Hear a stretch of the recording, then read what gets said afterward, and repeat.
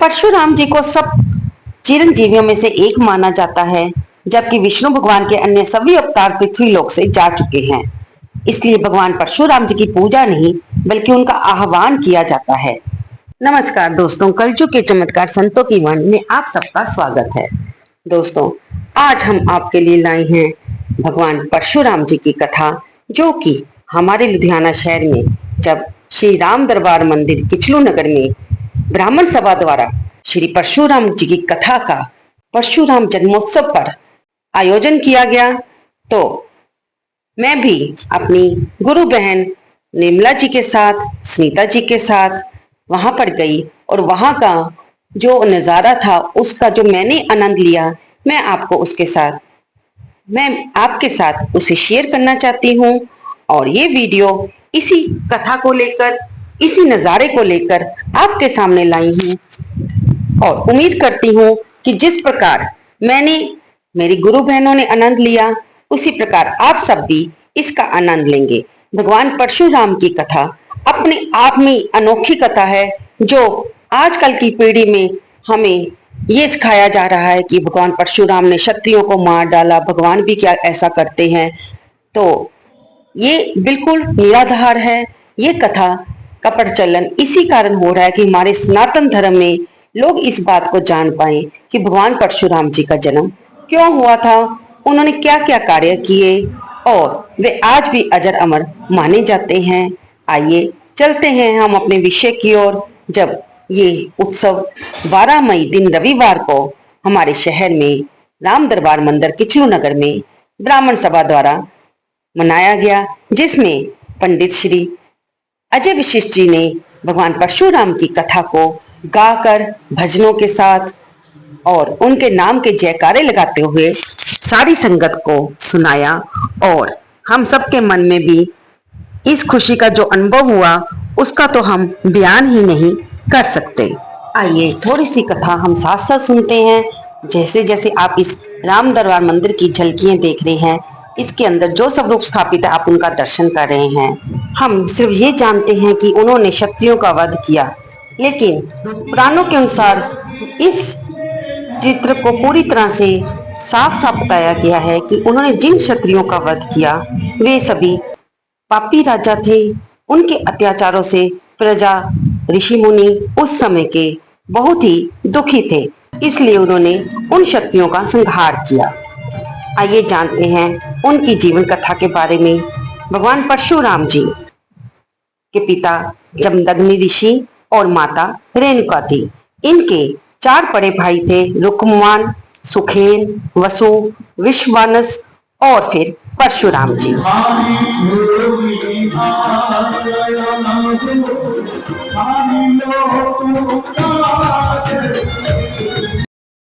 एक बार मां रेणुका के किसी कार्य से जमदग्नि ऋषि नाराज हो गए और उन्होंने अपने सभी पुत्रों को क्रोधित होकर अपनी मां का वध कर देने की आज्ञा दी। लेकिन रुक्मवान, सुखेन, वसु और विश्ववानस ने माता के मोहवश अपने पिता की आज्ञा नहीं मानी, किंतु परशुराम जी ने अपने पिता की आज्ञा मानते हुए अपनी माता का सिर काटकर वध कर दिया। अपनी आज्ञा की अवहेलना से क्रोधित होकर जमदग्नि ऋषि ने अपने चारों पुत्रों को जड़ हो जाने का शाप दिया, लेकिन परशुराम जी से प्रसन्न होकर उन्हें वर मांगने को कहा। इस पर परशुराम जी बोले, हे पिताजी, मेरी माताजी जीवित हो जाए और उन्हें अपने मरने की घटना का स्मरण ना रहे। परशुराम जी ने यह वर भी मांगा कि मेरे अन्य भाई भी पुनः चेतन हो जाएं और मैं युद्ध में किसी से परास्त ना हो और मैं दीर्घजीवी रहूं।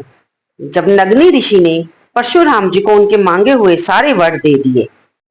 विश्व विख्यात पंडित विजय शर्मा जी, कथावाचक सनातन धर्म गुरु पंडित अजय वशिष्ठ जी और कथावाचक विशाल शास्त्री जी अपने सारे ही वचन कथा समूह निहाल कर रहे हैं, क्योंकि संगत को बहुत ही आनंद आ रहा है। मैं ज़्यादा समय नहीं लूंगा।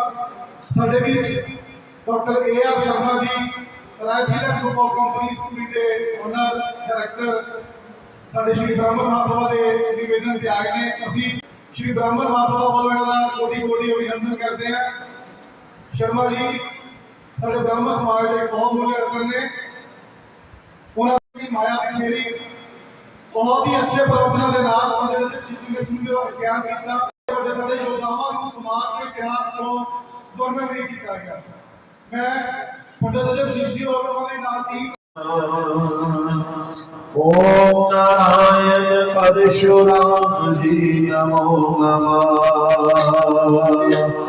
ओम नारायण परशुराम जी नमो परशुराम जी नमो नमः। ओम नारायण परशुराम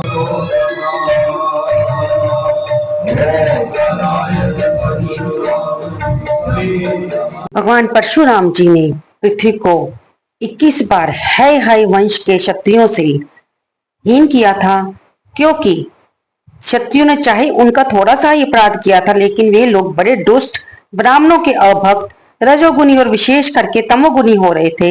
यही कारण था कि वे पृथ्वी के भार हो गए थे और इसी के फलस्वरूप भगवान परशुराम ने उनका नाश करके पृथ्वी का भार उतारा था।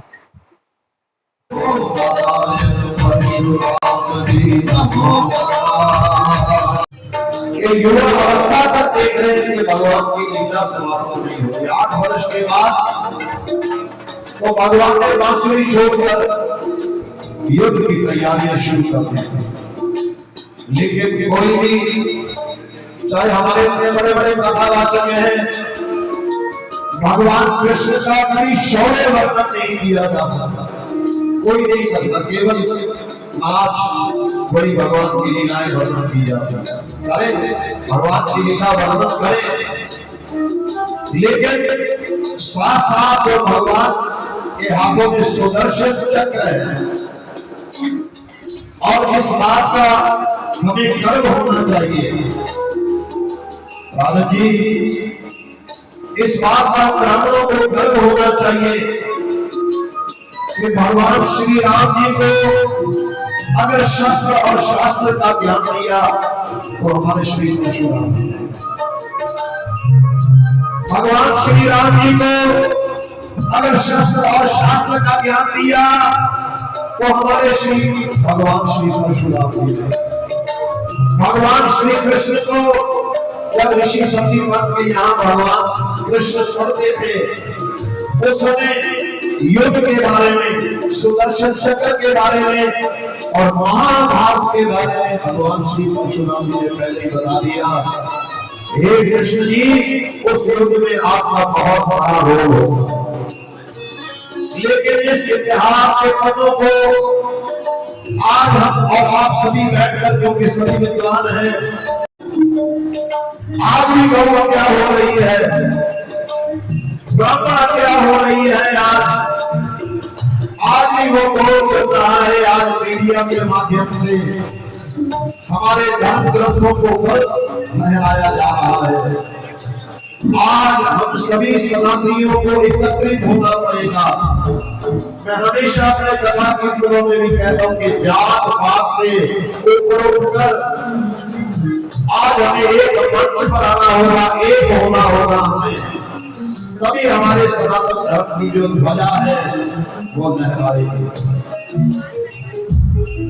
राजा अर्जुन सहस्त्रबाहु एक दिन यमदग्नि महाराज जी के आश्रम से पहुंच गए। अब हमारे ग्रंथों में, शास्त्रों में अतिथि देवो भव, कोई आ जाए, हमारे ग्रंथों में केवल यही बताया गया कि अगर आपके घर में अगर कोई दुश्मन भी आ जाता है आप उसका भी सम्मान करें, क्योंकि हमारे ही धर्म स्थल है जहां पर एक ही नारा बोलता है, राजा की सर्वे भवन्तु सुखिनः। धर्म की जय हो, अधर्म का विनाश हो, प्राणियों में सद्भावना हो और विश्व का कल्याण हो। ये हमारे मंदिरों में माने, लेकिन हमारे वेद शास्त्रों में मनोभाव, मनोभाव यानी इंसान बनो, मनुष्य, इंसान बनो, मनुष्य बनो।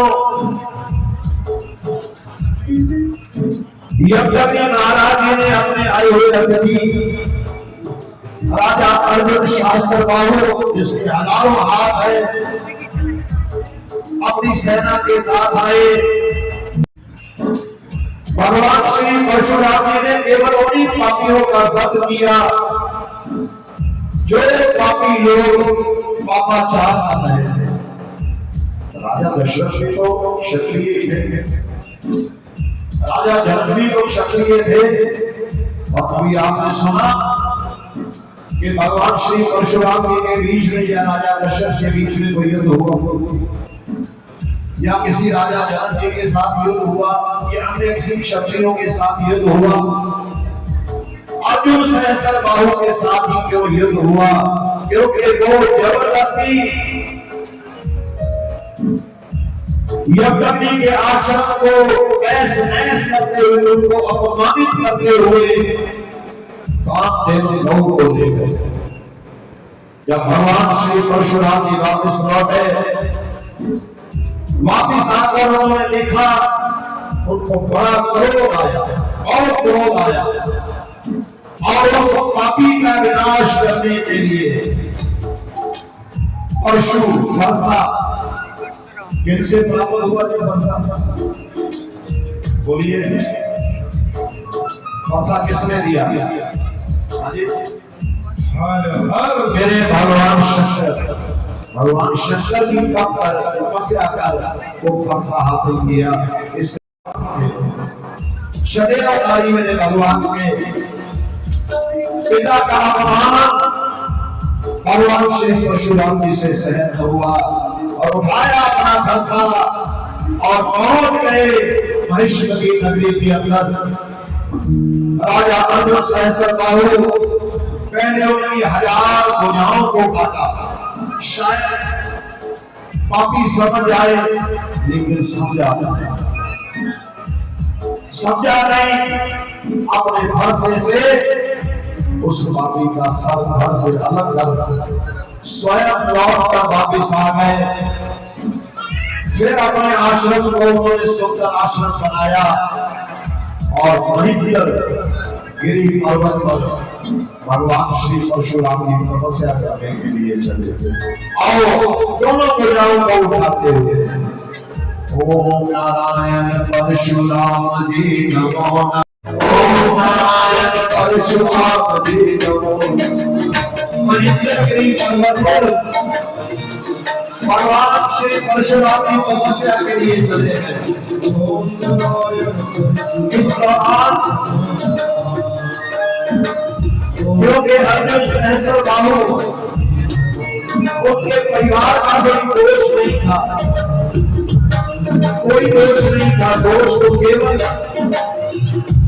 अर्जुन सहस्त्रबाहु का था। जो महिष्मती नगरी का राजा है उनके उत्पन्न हुआ। भगवान ने भगवान यज्ञ के आश्रम में पहुंचे, और भगवान श्री यज्ञ जी का उन्होंने वध गौ हत्या, व्रत हत्या और सारे शास्त्र आश्रम को तहस नहस कर दिया। मां रेणुका बहुत विलाप किया मां रेणुका ने, और अपने लाल को पुकारा, हे परशुराम। 21 बार मां रेणुका ने अपनी छाती पीटी, और कहते हैं जब भगवान परशुराम वापस लौटे तो भगवान ने मन में ठान लिया, क्योंकि कई बार क्या होता है,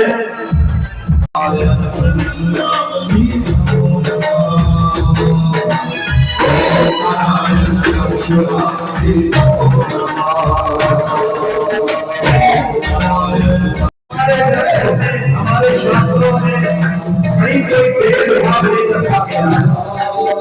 ये भेदभाव उन लोगों ने बनाया, उन अंग्रेजों ने बनाया, जिनको सनातन की संस्था सनातन धर्म को कैसे बोला जाए, ये लोगों ने भेदभाव बनाया है। हमारा बिहार एक हमारे हमारा आओ सभी लोग हाथ उठाते हुए मेरे परशुराम असानियों कहते बाबा सानो कोई लोड़ नहीं कोई कहना नहीं बाबा तेरे घर छोड़ नहीं जो अपने पगता की जोड़ियां पर दे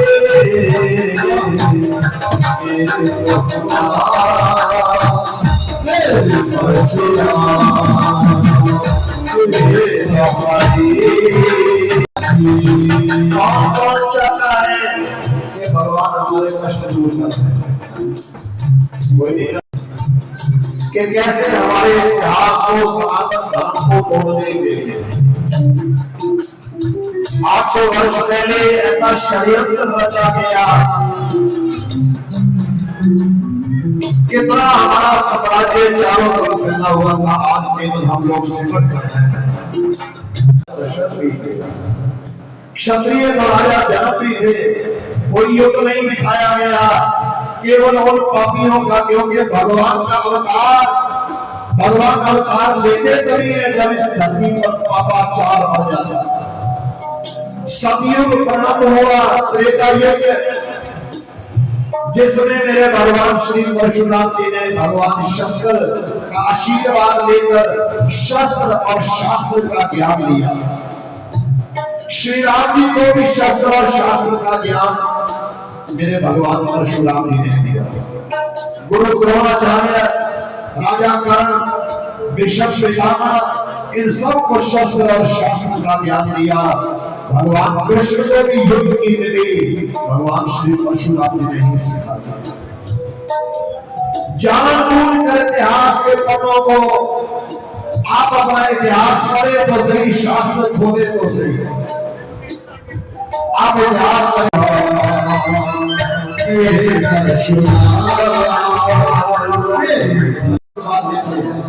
आपके कुछ नहीं, कभी कुछ नहीं मानते।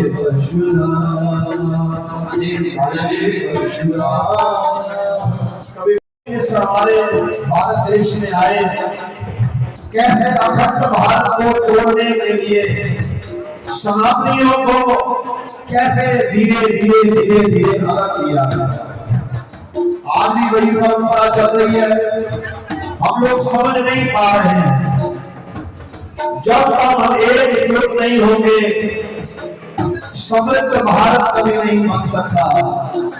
समझने की जरूरत, क्योंकि चित्रौनी के पूजे जाते हैं जिनके चरित्र अच्छे होते हैं। आज मेरे भगवान श्री परशुराम जी ने अपनी माता की पुकार सुनी, हे परशुराम, हे परशुराम। 21 बार अपनी छाती को माता रेणुका ने पीटा और महेंद्रगिरी पर्वत पर मेरे श्री परशुराम की तपस्या कर रहे थे। आज भी जिंदा है, आज भी अमर है भाई, आज भी पढ़ा है, आपने देखा है कि साक्षी जो ब्राह्मणों का सम्मान नहीं करते थे, गुरुओं का सम्मान नहीं करते थे, उनका वध हुआ। जो वेद और शास्त्रों को निंदा करते थे, उन पापियों का वध किया। 21 बार उन पापियों का वध करके उन पापियों को वहीद कर दिया गया। और सारी जो धरती थी, इसको नाम नहीं मेरा अपने गुरु महाराज कश्यप ऋषि को नाम, कश्यप ऋषि जी को नाम दी गई। मेरे परशुराम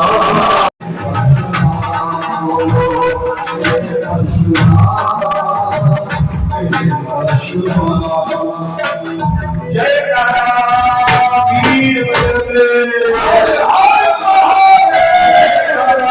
वीर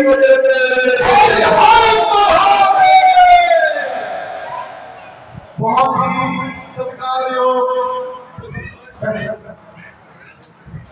श्री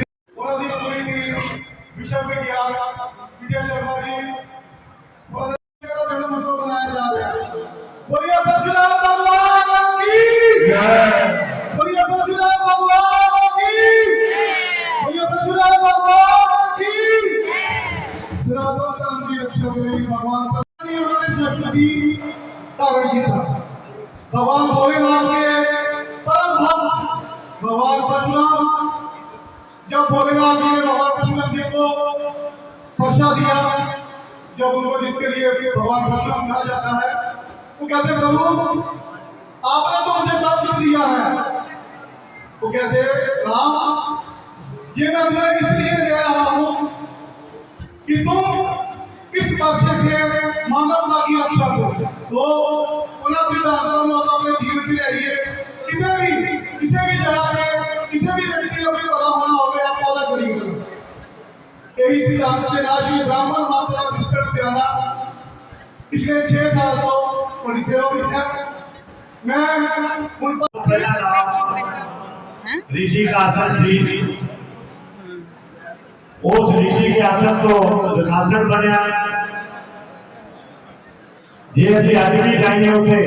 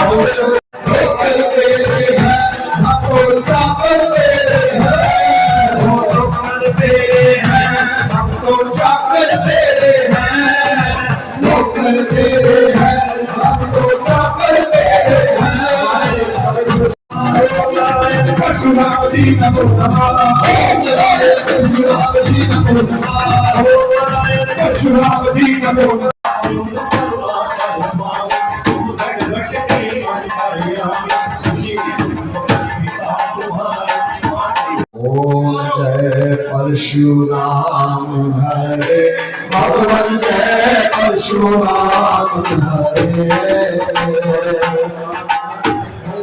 प्रभु जग सन्मान करे भगवान जय परशुराम हरे। भगवान परशुराम जी को माता पिता के द्वारा राम नाम दिया गया था, परंतु भगवान शिव ने इन्हें परशु नाम का जब अस्त्र दिया तो इनका नाम परशुराम प्रचलित हुआ। इनके गुरु स्वयं भगवान शिव हैं और वहीं पर विश्वामित्र और ऋचिक को भी इनका गुरु माना गया है। भीष्म, द्रोणाचार्य और कर्ण परशुराम जी के शिष्य थे। परशुराम जी ने भगवान राम को सारंग नाम का धनुष दिया था और भगवान कृष्ण को सुदर्शन चक्र। धर्म की स्थापना के लिए इन्होंने भगवान राम और कृष्ण की सहायता की थी। एक बार परशुराम जी जब भगवान शिव के दर्शनों के लिए जा रहे थे तो गणेश जी ने इन्हें रोक दिया। क्रोध में आकर परशुराम जी ने अपने परशु से गणेश जी पर वार किया। वार के आघात से गणेश जी का एक दांत टूट गया और तभी से गणेश जी एक दंत कहलाए। इस सुअवसर पर हमारे वेद मंदिर परिवार के श्री बिट्टू प्रभाकर जी, श्री हर्ष भैया जी, श्री मनोज तिवारी जी, श्री विष्णु स्वरूप अंकल जी, श्री नरेश शर्मा जी, श्री चेतन शर्मा जी, श्री निर्मला शर्मा बहन जी, सुनीता बहन जी और हनुमान मंदिर के चटकारा पंडित जी विद्यमान रहे और उनके अलावा इस लुधियाना शहर के जितने भी ब्राह्मण थे वे सभी यहाँ पर आए और उन्होंने आचार्य अजय विशिष्ट जी द्वारा गाय की इस परशुराम कथा का श्रवण किया और आनंद माना। ये भगवान विष्णु के उग्र अवतार माने जाते हैं, जिनकी पूजा करने से आपको अत्यधिक ऊर्जा प्राप्त होती है। एक सामान्य प्राणी अधिक ऊर्जा को नियंत्रित नहीं कर सकता, इसलिए इनकी आराधना ज्यादा लोगों के द्वारा नहीं की जाती। हालांकि योग साधन से सिद्ध व्यक्ति आज भी परशुराम जी का आह्वान करते हैं। इनकी स्तुति और आह्वान करने से व्यक्ति के पराक्रम और साहस में वृद्धि होती है और भगत को पारलौकिक ज्ञान प्राप्त होता है। साहसिक कार्य करने वाले लोगों के लिए परशुराम जी की आराधना करना अत्यंत शुभ फलदायी साबित हो सकता है।